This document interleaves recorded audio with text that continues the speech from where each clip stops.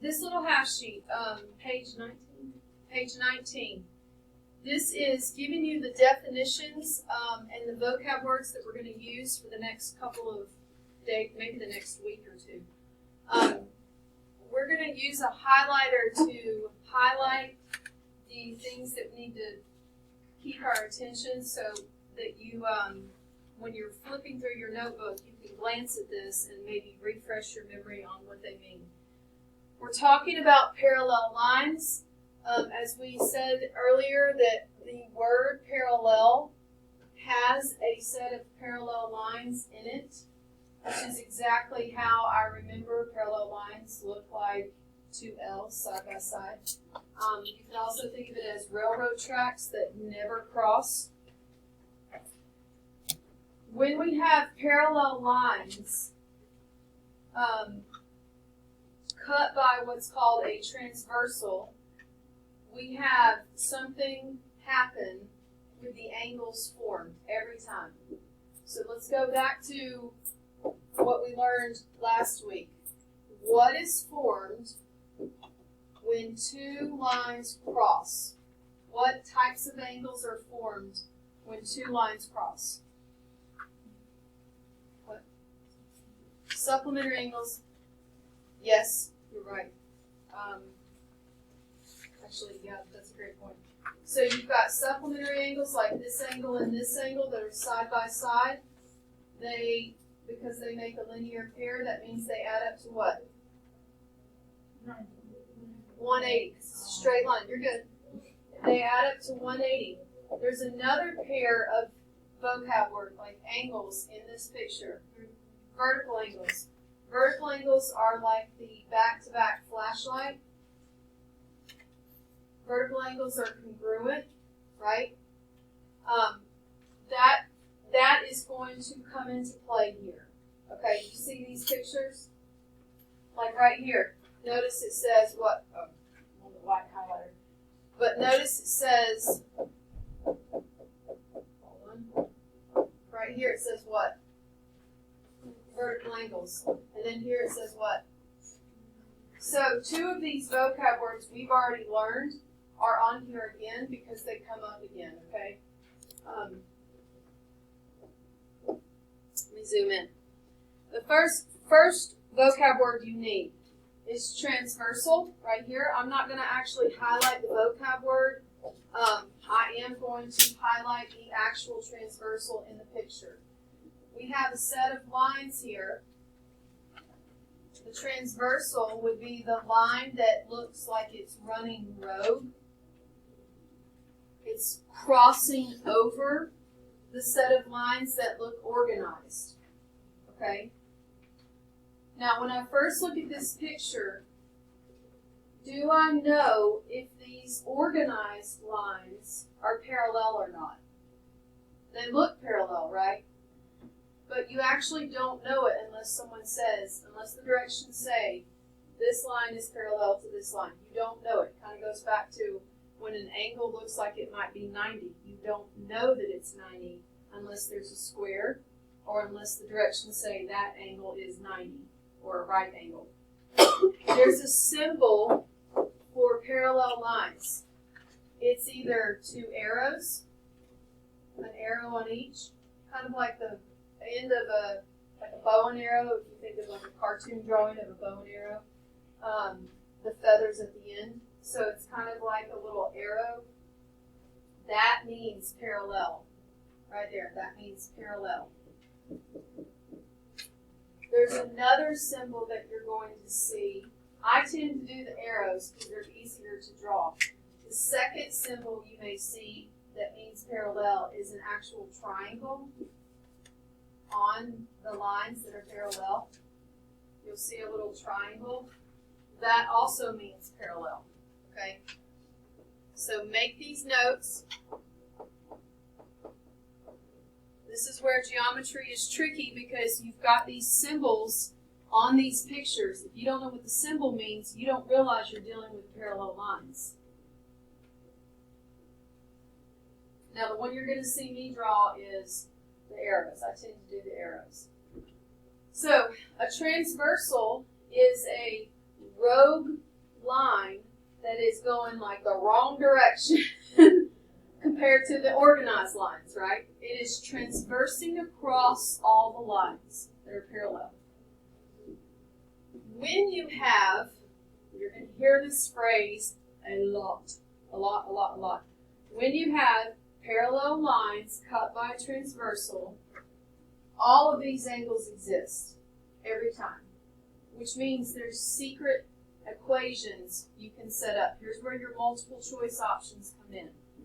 The first type of angles would be what's called corresponding. Corresponding angles are angles that correspond with each other, meaning they're in the same position. Of the angles we're going to learn, corresponding tends to be the most challenging one. People forget how to recognize corresponding angles. So let me show you a way to recognize it. You see these parallel lines cut by this transversal? Stay with me. Janae, wake up. You see these parallel lines cut by this transversal? You see the dots here? The dots are showing you just one pair of corresponding angles. There's actually several pairs in there. There's 4 pairs. There's 4 pairs.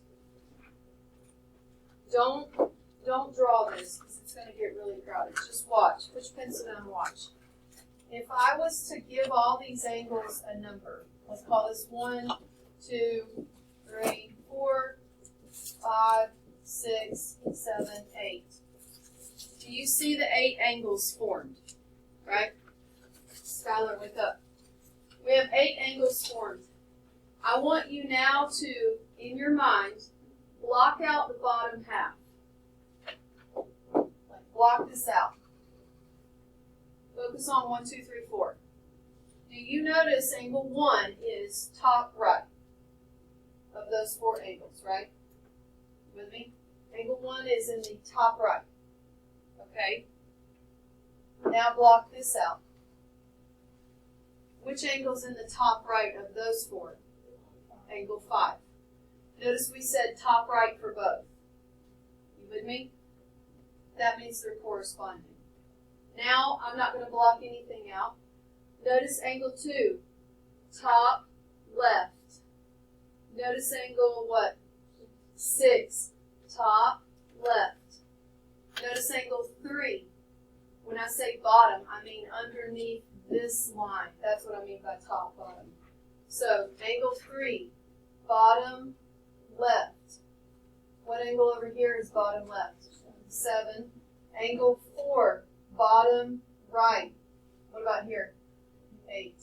You've just named all the corresponding angles. So I'm going to take those numbers off. Oops.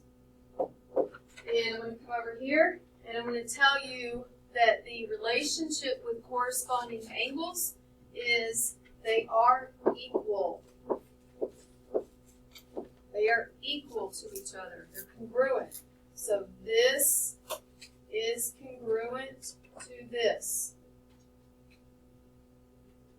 Now, I can't go in there and mark all of the ones that are congruent to each other because then it's going to get busy and messy and then you can't even see what we were talking about because there's just too much writing. So just focus on the ones with the dots, okay? We're only going to mark those.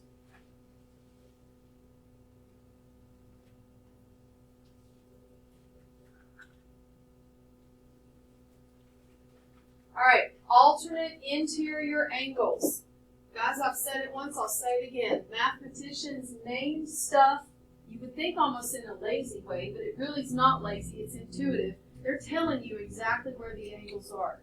They are on alternate sides, opposite sides of the transversal, and they are in between the parallel lines. Okay? I'm going to use a highlighter here. If you want to highlight, you can. If you think it's too busy, then don't do it.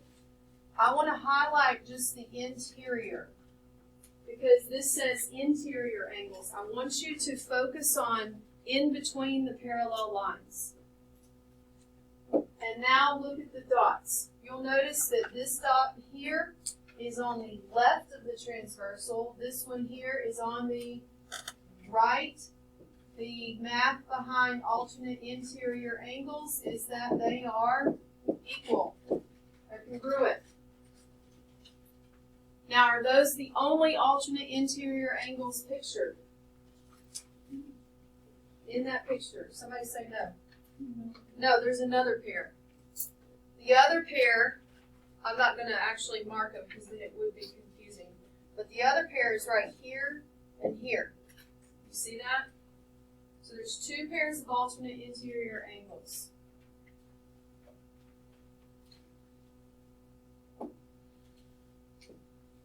Now, alternate exterior, where do you think we're going now? On the outside. We're going to the outside. So I'm going to highlight the two outside areas so that you can see that the angles are on the exterior.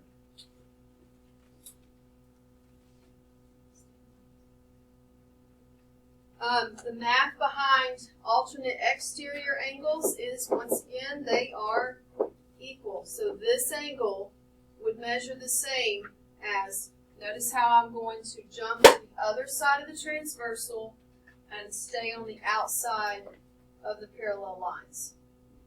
They are equal. Now the next two vocab words are things we've already practiced. What does supplementary mean? They add to equal 180. It's any two angles that add, or more, angles that add to equal 180. There is a ton of angle options here that add to equal 180. You're looking for that linear pair. I like to make it dotted because they're not congruent to each other. One is clearly obtuse and the other is clearly acute. But they do slide together like puzzle pieces and make that straight line. So this adds to equal 180 degrees. Let's make a note here. We'll say angle plus angle equals 180. That's the math behind it.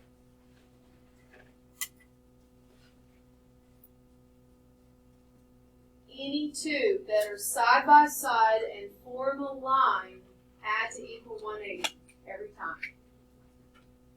Which brings us to vertical angles. We've already talked about vertical angles. That's when you have two lines cross and then you have those back-to-back V's. Like here's a V, so there's an angle, and then come right behind it and do the opposite V, and there's the angle. That's a pair of vertical angles. Is that the only vertical angles in the picture? No, there's definitely way more, right? Just can't mark them all because then it would be crowded. And the last one, which is a new vocab word, says consecutive interior angles. Consecutive interior. This is what we used to call it years ago, and then the state said, let's change this to same side interior angles. Now there's not a lot of room, it's up to you. If you want to come here and write it here, you can, or I wrote on mine, I just wrote it above here, and then I drew an arrow. It's up to you. But this is also called same side, INT stands for interior. Same side interior.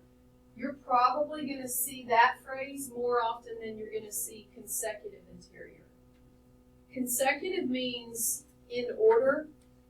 Same side implies on the same side. Okay, so let's look at the picture. We have our transversal. We've got our parallel lines. We need to make marks. We should have done that on all of them. Make your little parallel line marks. Because all of these relationships only exist if the lines are parallel. They have to be parallel.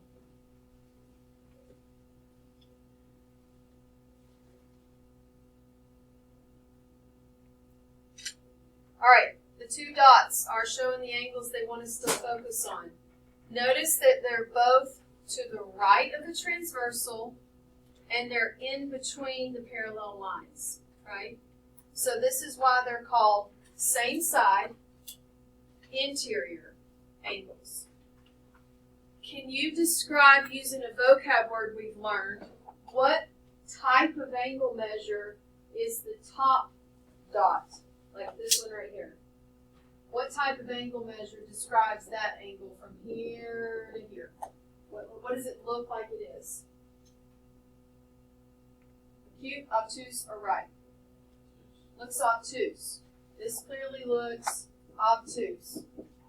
All right, what about this one? This one looks acute. Okay, question. Will an obtuse angle ever equal an ugly one? Acute one. I'll ask the question again. Will an obtuse angle ever be congruent to an acute angle? No, it's not possible. The definition straight up tells you one's less than 90, one's more than 90. So the math here, a lot of people get this one wrong. They like to shove them equal to each other.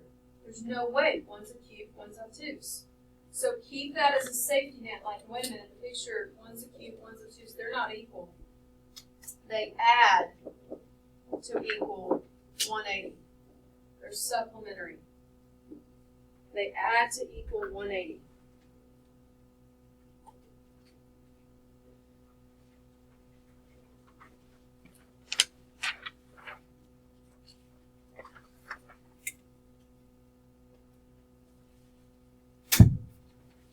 Okay, so the math options here are just one of two scenarios. They're either equal or they add to equal 180, okay? Go to the next page. Page 20. Let's practice. If you need a reminder on the definitions and the scenarios, it's all up here. But remember, you're dealing with either box equals box or angle plus angle equals 180, right? There's only two scenarios here. They're equal or they add to equal 180. Now, what we're going to do in number 1 is we're going to find the measure of those angles, and then we're going to use vocab words to justify our reasoning. For this problem right here, I want you to use vertical angles or linear pair. I only want you to use those two reasons every time. Because I'm going to show you that the math you've already learned, vertical angles, linear pair, still works here if you forget the new vocab words. Okay? Alright, so come down here. These problems, I love these problems because when you first look at it, you think, good grief, I've got 8 angles to find.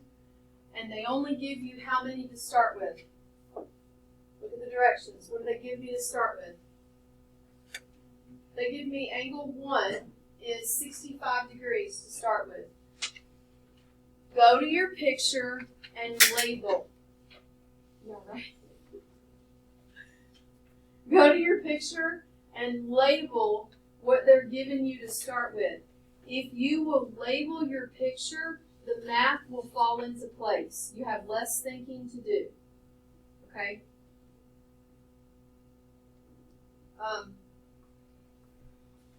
So I'm going to go to my picture, find angle 1, and I'm going to write 65 degrees. Now, here's where not everyone's going to think in the same order, but all our answers should match. I'll say it again. So you may now immediately jump to angle 2, or you may jump to angle 3, or you may jump to angle 4. So don't check with a neighbor until you've completely finished it, because your answers should match, but the way you fill the chart in may not be the same as your neighbor, the order. I personally, I love looking for vertical angles first, because vertical angles are congruent, they're equal. So like if I know one, I know the other. Then I look for linear pairs. What angle is vertical to 1? Back-to-back V's, opposite-ended flashlight, it would be angle 3. So 3 is 65, and I'm just going to write vertical. I'm also going to go to my picture and label 65. Now I'm going to look for a linear pair. Linear pairs are angles that slide together and form a straight line, and they measure what? 180. So angle, pick one. What is a linear pair to angle 1? Angle 2, or you could have said 4. So if you go for 2, this is the reason why. There's the straight line, so this adds to 180. So 180 minus 65 is what? 115. I'm going to take this off so it's not crowded. I'm going to label my picture. And we'll come over here and say angle 2 is 115, and we're going to write LP for linear pair.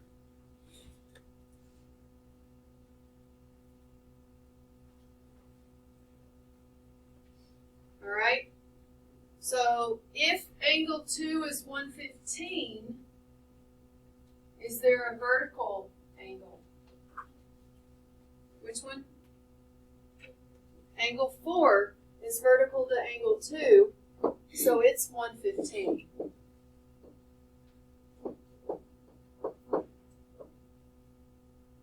I'm actually going to add on to this. So 4 was vertical to angle 2, 3 was vertical to angle 1.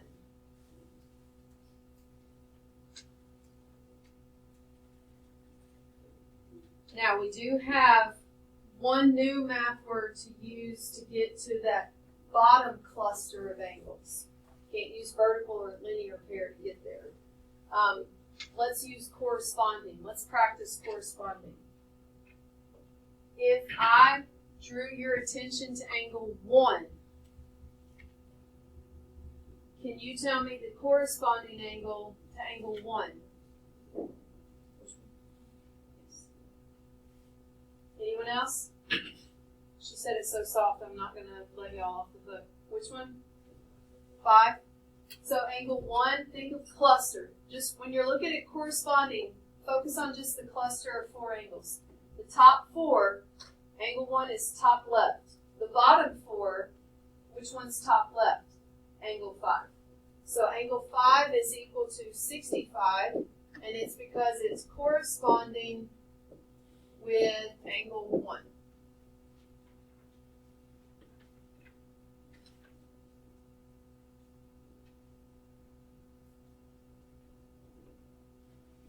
Now, if angle 5 is 65, do I have enough to fill in that bottom cluster of angles? Yes. So y'all know me, I start with vertical. What's vertical to angle 5? 7.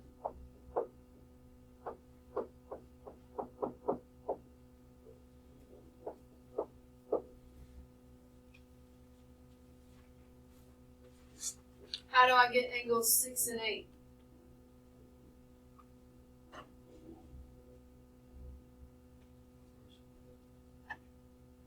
Corresponding. You can do corresponding back up to the top. That is a way to do it. You could also do linear pair with the ones that are down there. This is where everybody's mind starts to see it in different ways, but your answers should be the same in terms of the measurements. Did you get 115 for those? 6 corresponds to which one up here? 2. 8 corresponds to which one? 4. Very good. Now, that did not involve our new words, except for the corresponding one. Let's go to the bottom and let's use the new words. So this time, no vertical. Now, linear pair is fine, but no vertical angles. Let's try to use. Oh, there is vertical. I did say. So let me erase what I just said. Let's just use all of them, all the new ones. So Come down here, we have this cluster of 8 angles to find. We have a starting point. I love these problems because they look complicated, but as soon as I know one angle, it's a domino effect. I can find all 8 angles. So angle 6 is 142 degrees. Label it. And then start finding the measures of the other angles. And then we're going to check it.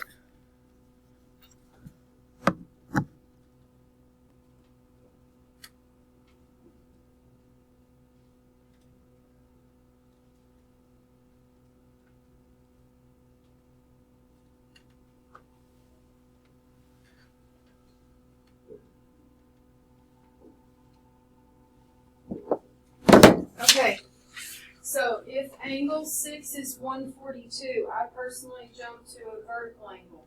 I don't know if y'all did that. What's vertical to 6? Angle 1. So 1 would be 142. And I made a note, vertical, angle 6. If angle 1 is 142, let's practice. What corresponds with angle 1? Corresponds, meaning same position. What'd you say? You said it. 3. So angle 3, and remember, corresponding angles are equal. Angle 3 is 142, and it's because it corresponds with angle 1. If angle 3 is 142, what's vertical to angle 3? 8. So it's 142 because it's vertical.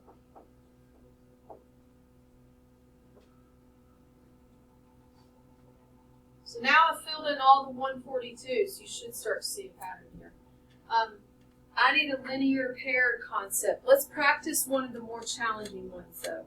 Linear pair is really easy, and it does work. But there's one type of problem that is the only one that adds to 180, and it confuses people because they always forget about it. Same side interior. Same side interior. I want you to focus your attention right here.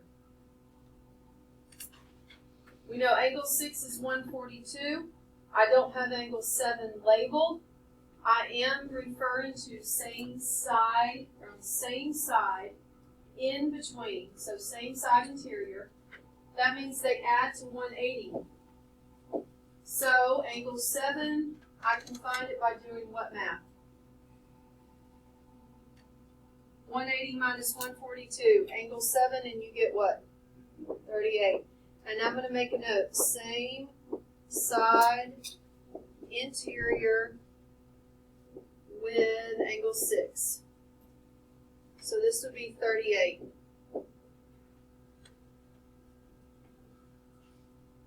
And then now I can label 38, but if you look back up here, there's only 2 measurements on the whole picture, right? But I've got 38. A corresponding angle would be 5.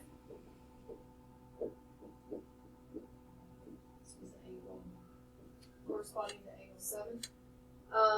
So this is 38. What's vertical to 5? 2.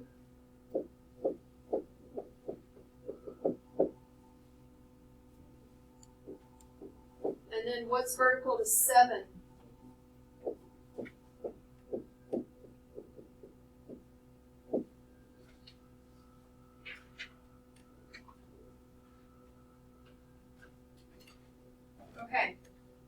'Back? Not the back, I'm sorry. Is there a back on yours?